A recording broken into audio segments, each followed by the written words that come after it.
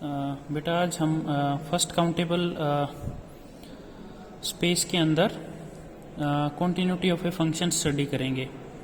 तो पहले हम फर्स्ट काउंटेबल स्पेस में जो एक मेन रिजल्ट हमने किया हुआ है उसको रिकॉल कर लेते हैं, जिसका यूज होगा आगे चल के। तो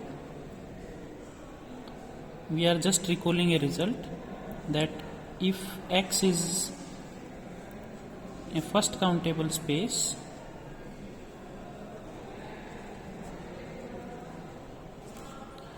then there exists a nested local base at a point x belongs to capital X। अब ये x आर्बिट्रेरी एलिमेंट है और काउंटेबल स्पेस है बेटा, फर्स्ट काउंटेबल स्पेस। तो हर पॉइंट के लिए ऑलवेज एक नेस्टेड लोकल बेस आ जाएगा आपके पास। ये रिजल्ट हम लास्ट क्लास में कर चुके हैं।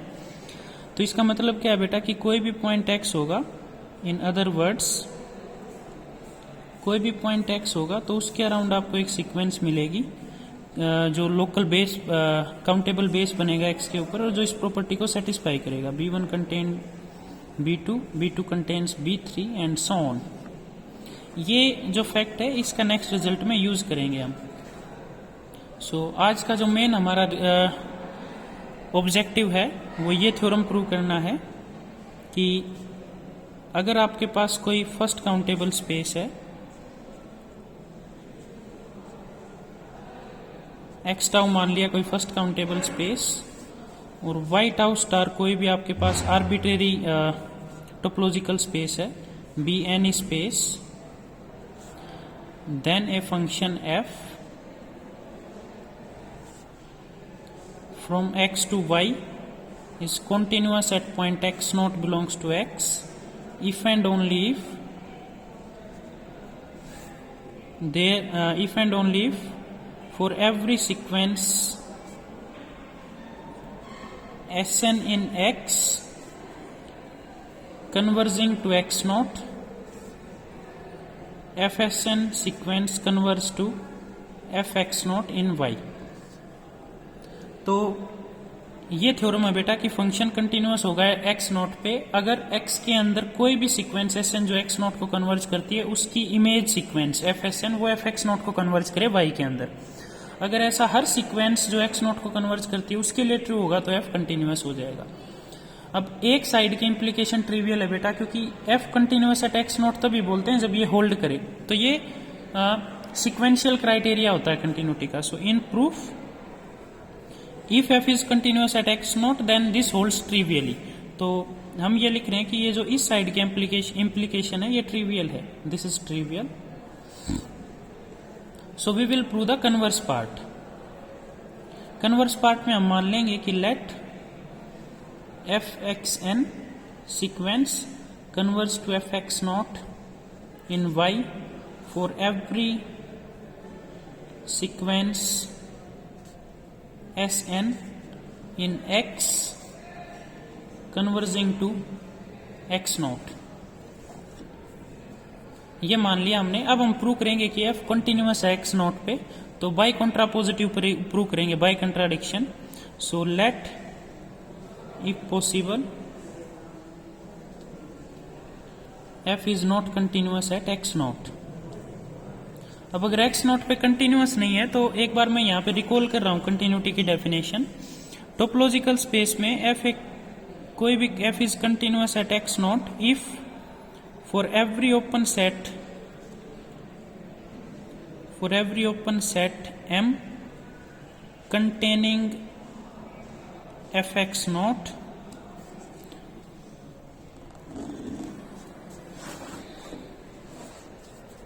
there exists an open set n containing x naught such that f of n contained in m। ये डेफिनेशन होती है भाई कंटिन्यूटी की कि अगर कोई पॉइंट x नॉट पे कंटिन्यूअस है तो एफ एक्स नॉट को कंटेन करने वाले हर ओपन सेट के लिए आपको कम से कम एक ओपन सेट n मिल जाए जिसकी इमेज कंप्लीटली m के अंदर कंटेन्ड हो। अब यहां पे हम बोल रहे हैं कि m कंटिन्यूअस नहीं है।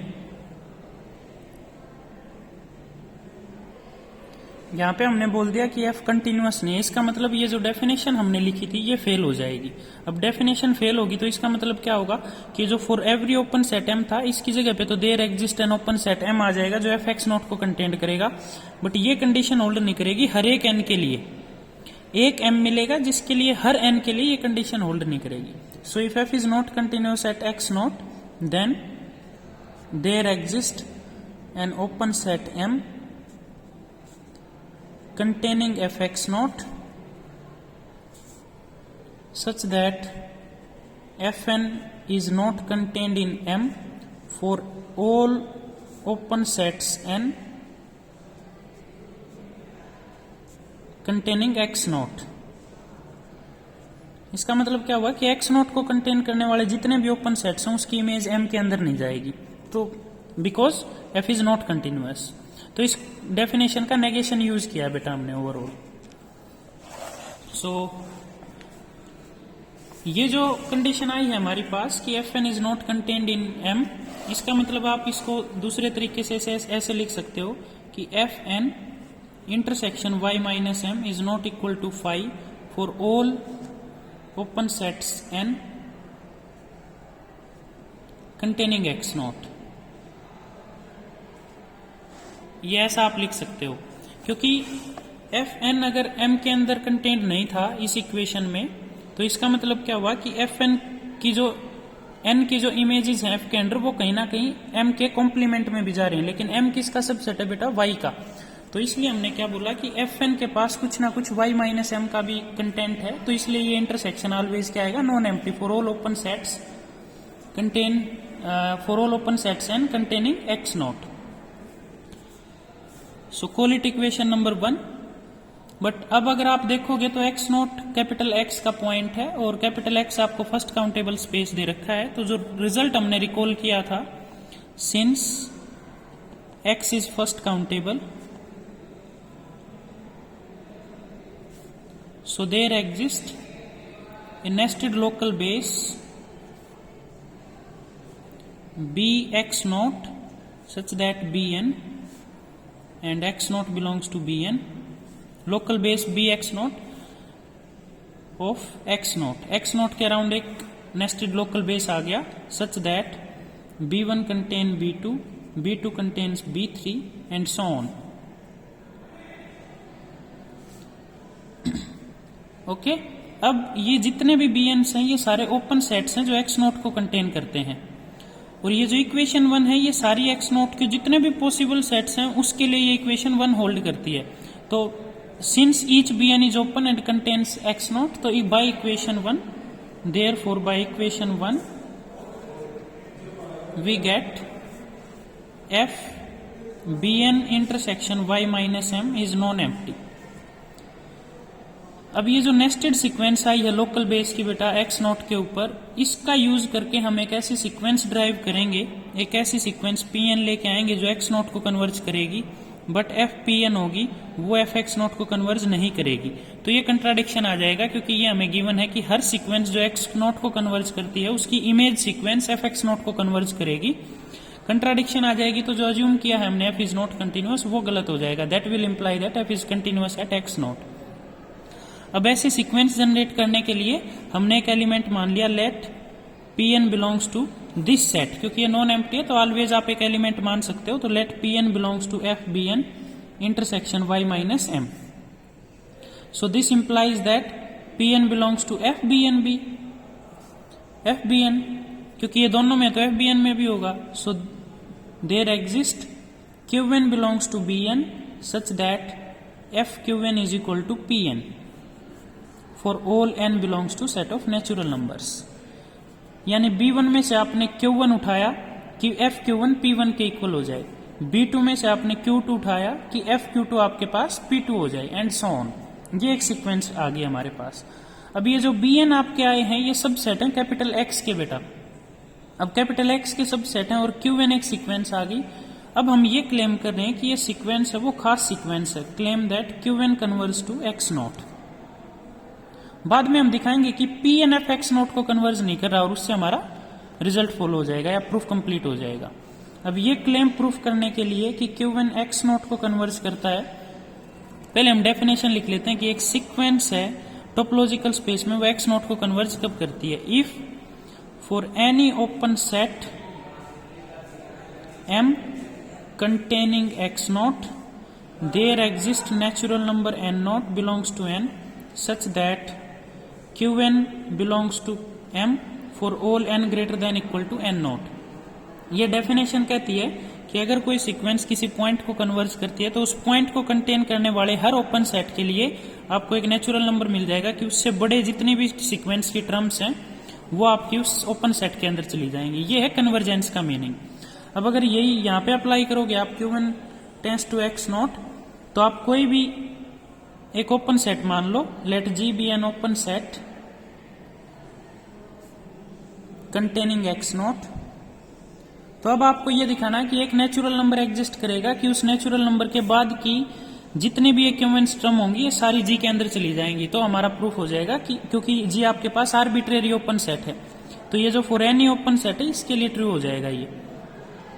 अब Q1 अगर एक्स नॉट को कन्वर्ज कर रहा है, ये प्रूव करना है हमें, और जी कोई ओपन सेट है जो एक्स नॉट को कंटेन करता है, और एक्स नॉट के अराउंड ये आपने एक लोकल बेस मान रखा है। So by definition of local base there exist and n naught belongs to n such that x belongs to b n naught which is contained in g। ये local base या countable base की definition थी बेटा कि अगर कोई open set x naught को contain करता है और x नॉट के कोरस्पॉन्डिंग कोई काउंटेबल बेसिस है तो उसका एक एलिमेंट आएगा जो g में कंटेन करेगा। ठीक है, अब इस n नॉट के बाद के जितने यहाँ पे टर्म्स हैं, मान लो ये b n नॉट है तो ये बी एन नॉट प्लस 1 को भी कंटेन करेगा, ये बी एन नॉट प्लस 2 को भी कंटेन करेगा एंड सो ऑन। इसका मतलब जैसे जैसे n इससे बड़ा होगा वैसे वैसे सेट इससे छोटे होंगे। So this implies that x belongs to B N contained in B N X naught and this is contained in g for all n greater than equal to n naught. हर एक n greater than equal to n naught के लिए ये hold हो जाएगा। ठीक है, अब ये जो n i है और वो x मतलब ये Q1 आ जाएगा, क्योंकि Q1 आपने कहां से उठाए हैं? Bn से उठाए हैं। तो इन n के रिस्पेक्ट में जो Q1 आएंगे वो सारे कहां जा रहे हैं? G के अंदर, और किन n के लिए? जो n नॉट से बड़े हैं। इसका मतलब आपने x नॉट के अराउंड कोई एक ओपन सेट लिया, उस ओपन सेट के कोरस्पॉन्डिंग एक नेचुरल नंबर आ गया आपके पास कि जिससे बड़े हर एक n के लिए वो सीक्वेंस की टर्म G में जा रही है, और G आर्बिट्रेरी सेट था। तो by definition of convergence of a sequence this implies that Q1 converse to X naught. ये प्रूफ हो गया बेटा, बिल्कुल इजी था। ये जो n नॉट की एग्जिस्टेंस है ये फर्स्ट काउंटेबिलिटी की वजह से आया है कि ये n नॉट मिल पाया आपको जो इस कंडीशन को सेटिस्फाई कर रहा है।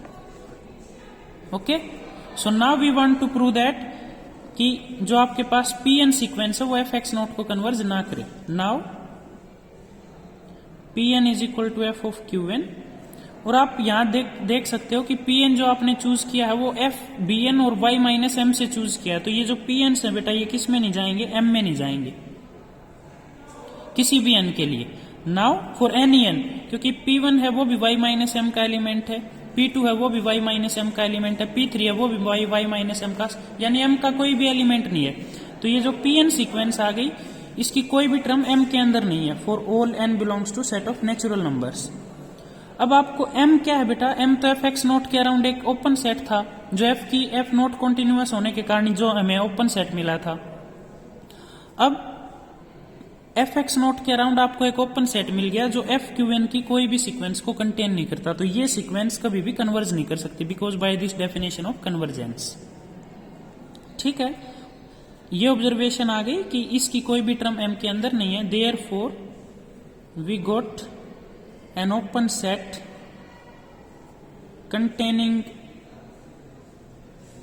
fx naught which does not contain any of the terms of fqn। ठीक है, therefore fqn cannot converge to fx naught। Okay,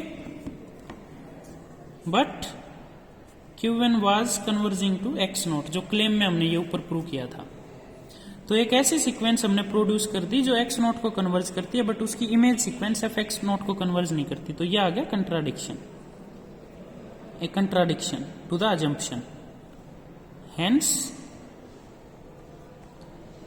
f is continuous at x naught. जो अज्यूम करके चले थे वो गलत था, इसका मतलब f को कॉन्टिन्यूअस होना पड़ेगा। This completes the proof of this theorem. Okay.